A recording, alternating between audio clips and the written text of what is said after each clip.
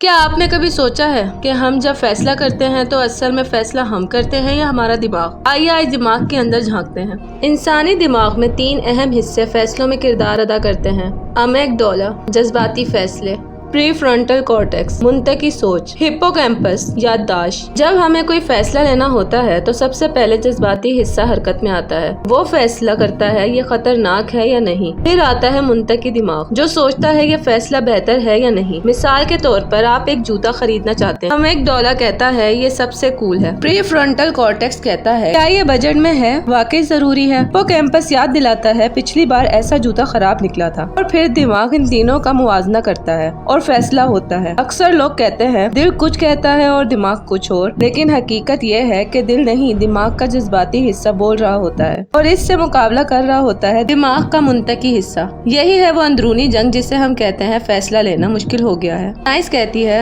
ہم اکثر فیصلہ پہلے ہی لے چکے ہوتے ہیں اور بعد میں ہمیں صرف جواز چاہیے ہوتا ہے، یعنی دماغ فیصلہ لے لیتا ہے اور ہم بعد میں کہتے ہیں یہی بہتر ہے۔ تو اگلی بار جب آپ کوئی فیصلہ لیں ذرا رک کر سوچئے گا کیا یہ آپ کا فیصلہ ہے یا آپ کے دماغ کا؟ کیا آپ زیادہ فیصلے دل سے لیتے ہیں یا دماغ سے؟ کمنٹ میں ضرور بتائیں اور مزید ایسی ویڈیوز کے لیے لائک، شیئر اور سبسکرائب کرنا نہ بھولیں۔